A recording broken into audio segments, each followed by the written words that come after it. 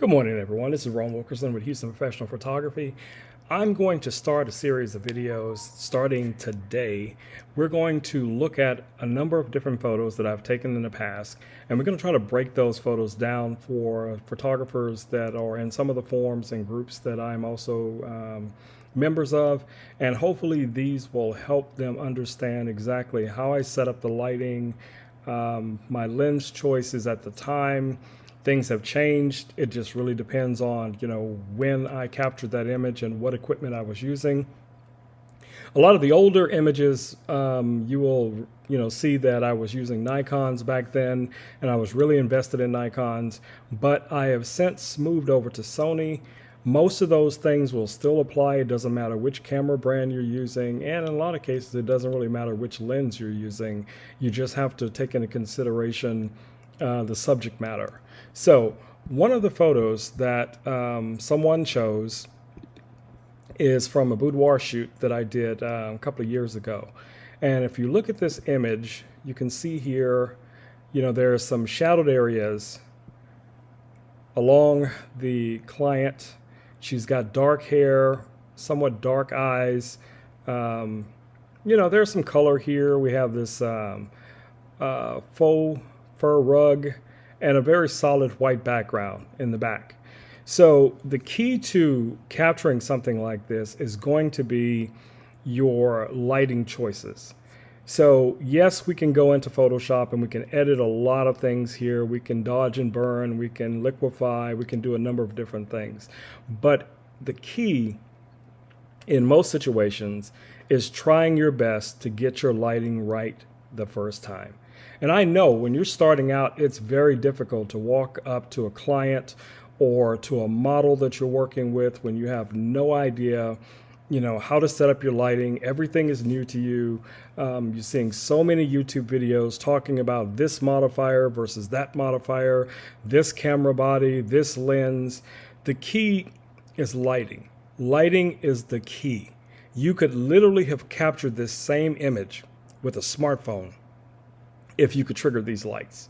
So, and I mean, even ProPhoto now has a few lights that can be triggered by smartphones, but we're not going to go down that rabbit hole. We're going to start with just this image.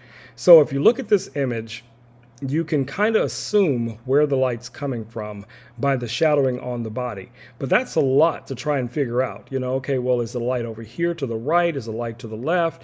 Is there a light on the background? How many lights? How far is it from the background? All of those things are going to be factors, right?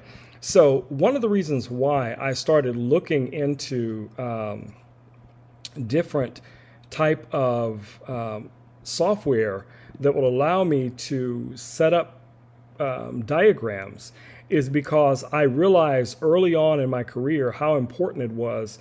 The pre-production has a lot to do with the success of your production. I cannot emphasize that enough. Planning is one of the most important things you can do before a shoot. Know exactly who you're going to be working with, what they're going to be wearing, if they're going to have their makeup professionally done. If you're working with a makeup artist, making sure that makeup artist is on the same page that you're on, right? So that's the basics. So after discovering this software, which is Setalight 3D, the version 2.5 is now available. You guys can check it out. If you maybe know someone who's already used this before, they probably have not upgraded yet. I don't know, but I found 2.0 versions of this software that I've seen people talking about all the way back to a 1.9, I think it was. But what's really unique about this software, for one, it works on Mac and PC. That's, going to be an opening for a lot of people because everyone's not on a Mac, which I am. And I'm also running the M1 Mac. And one of my concerns with this software was that, because a lot of the optimization has not occurred yet for this Silicon Mac. So a lot of the apps have to run through Rosetta. Photoshop has finally put out their final version. I'm not using it because it stops you from being able to use a lot of your plugins.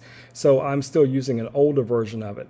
But this software here, I do not believe it is optimized for silicone for the M1 chip, but it works just fine. Okay, and most apps will do the same. Most apps will work just perfectly fine on these M1 Macs. So if you've already upgraded to an M1 Mac, don't worry about it. It's there for you, right? So if you want to experiment with this software, you can go over to their website and you can download a free trial. The trial is for about 15 days. They are running right now a special. There's a 15% off ending right now 6 hours and 47 minutes. So by the time you guys see this video, the special would have probably have already ended for their spring special. But I'm pretty sure they're going to be doing more things in the future. All right, so let's get right into the software itself, and let me show you exactly what I've done to hopefully help you guys, set everything up. Okay. So one of the cool things I like about the software, if you're, for instance, a photographer that does not have your own studio and you're leasing studio space, maybe you're at this studio 1 week and, a different studio a couple of weeks later. It really depends. So one of the cool things that I like about this software is that you're able to go in and set up presets where you can determine if, the size of a room. So let's say if it's going to be a large studio, you could choose that. If you have, different lights that are going to be available to you in the studio, you can use those. So what I've done here is I've set up one of the shoots that I had done in the past. So let's go here and open. We're going to open one of my projects. And I have it just listed here as Boudoir 4. And you could have opened that from the initial startup, right?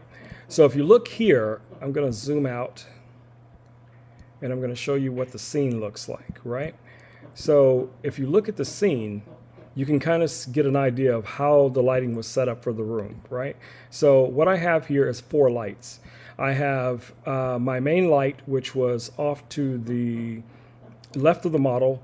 I have a fill light that is here coming in from the right of the model. And then I have 2 lights on the background that I'm using for, for the background itself. So that way we have light that is, falling onto the background as well as, and that's even. So I have, the same power light going from this light here as well as this strobe here, and they're both hitting the background behind the model.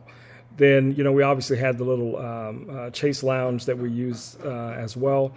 Sometimes you got to really take that stuff into consideration when you're looking at your lighting, the color of the props that you're going to be using. All of those things can be a factor. So if you look here, like I said, what's cool about the software is that you can take your camera.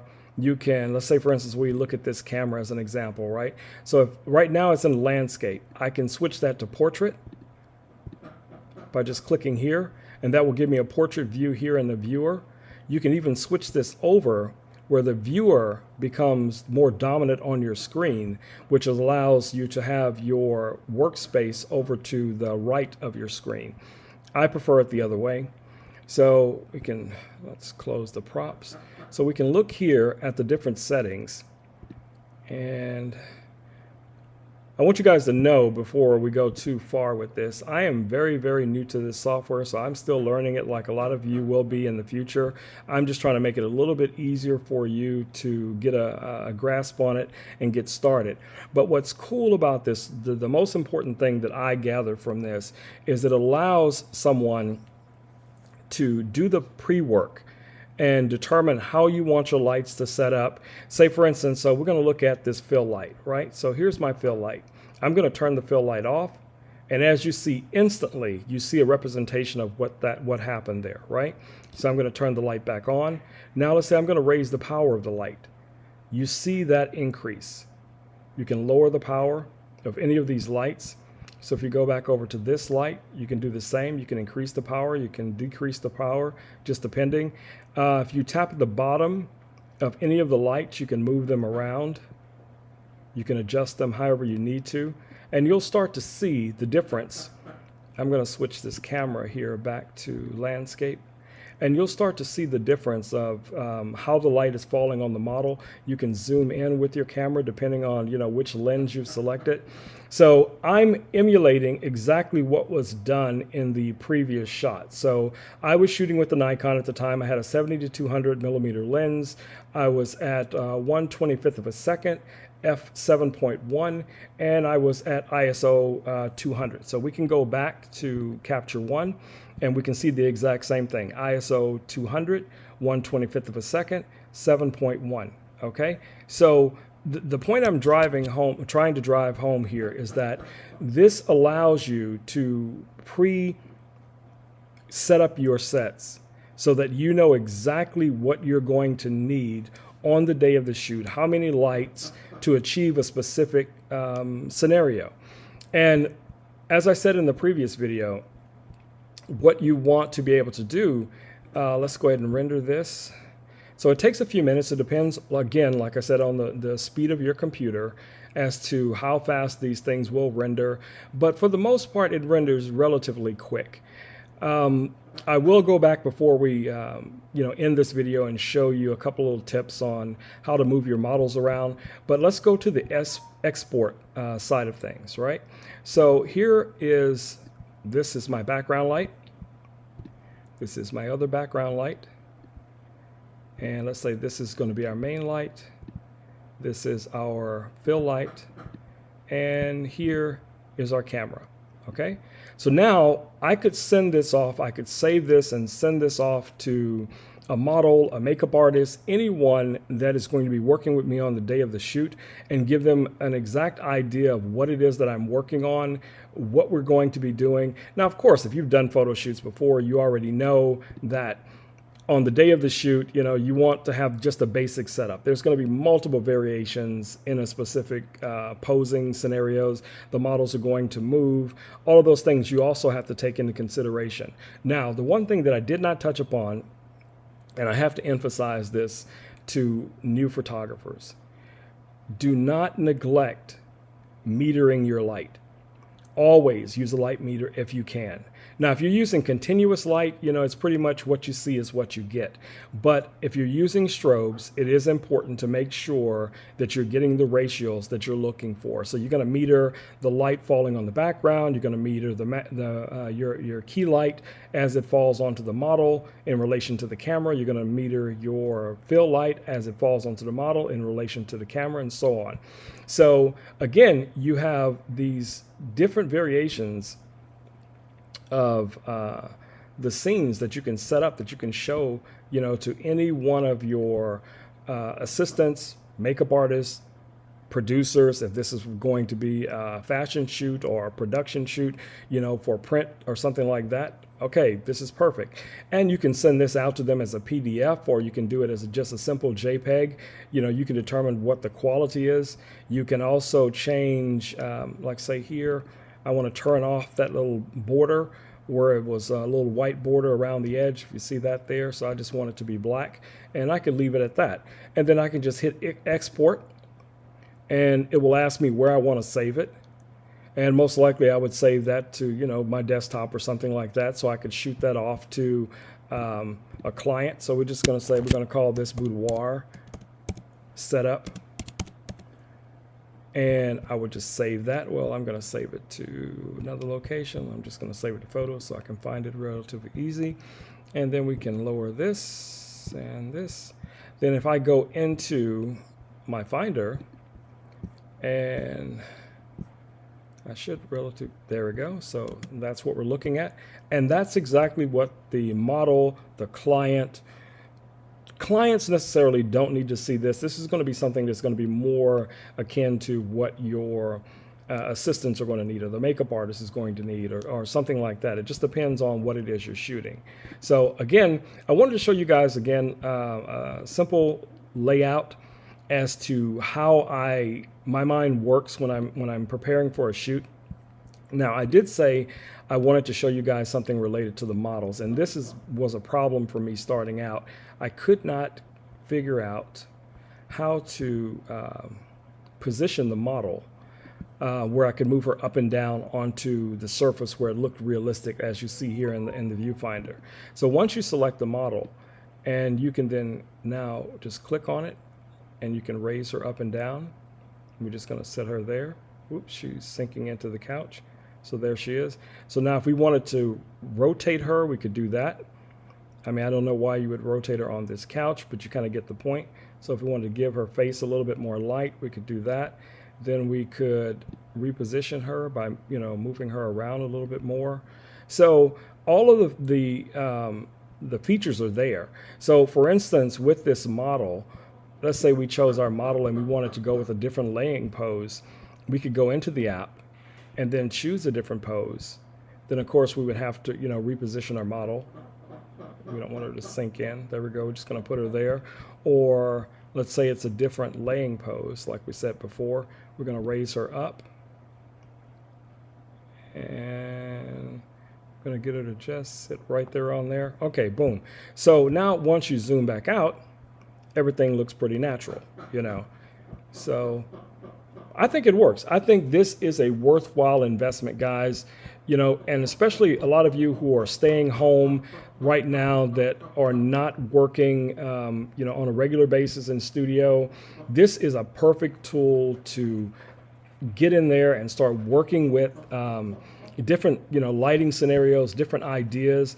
Now, one of the cool things, before I bring this video to an end that I want to touch upon is that they have this community here where you can go in, and I think I mentioned this before, and you can look at, submissions from other photographers, and you can click on these, you can go into them, you can download the set, and then you'll be able to go in and basically emulate exactly what you're seeing here, what another photographer has done, to achieve a specific shot. Now, this is a paid feature. Like right now, this is, a trial version. So if I click on this, it's going to tell me that I need to, have the paid version. But once you purchase the app, you'll be able to go in, as well as you'll be able to export your own scenes so that other people can then learn from those scenes. So I think that's a powerful tool to be able to go in and just look at what other photographers have done. Depending on what it is that you're trying to achieve, you see the different lighting angles. Now, of course, this is going to change based on the studio where you're located, but it gives you a starting point.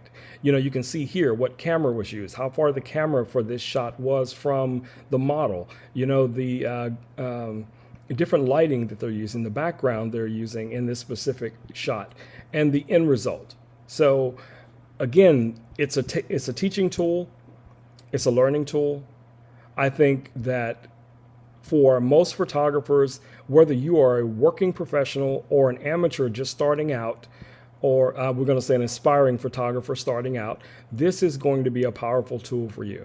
Okay, guys, so what I'm going to be doing over the next few days, weeks, however it goes, I will be doing more how I got the shot videos so that I can walk you guys through, like I said, how my mind works when it comes to a lot of this stuff.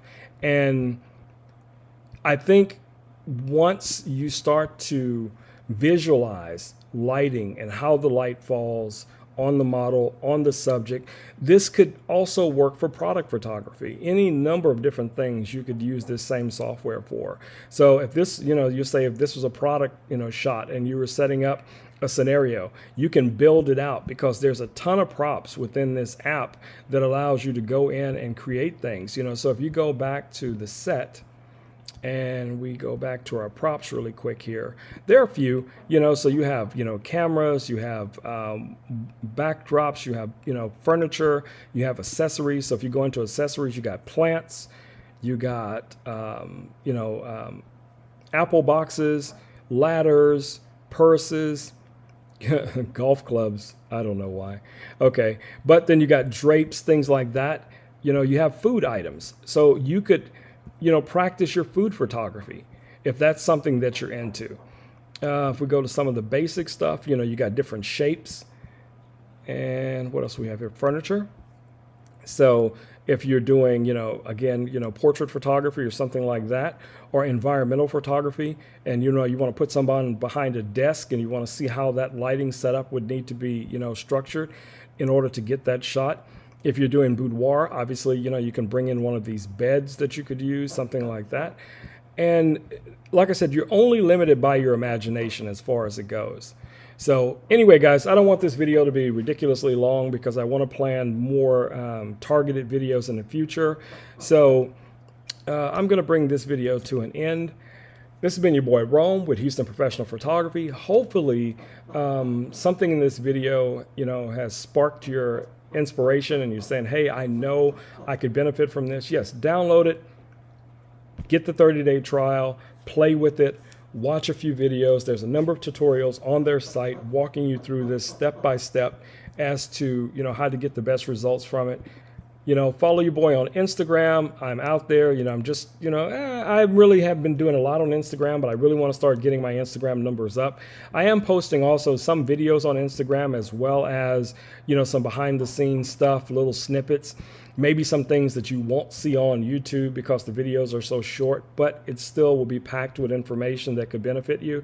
So follow me on Instagram. You can follow me on Instagram at Houston Professional Photography, and I will see you guys there. You can also send me messages, which I will most likely respond to. So let's bring this video to an end. All right, guys, you have a great day. Stay safe, wash your hands, stay creative. Peace. I'll catch you in the next video.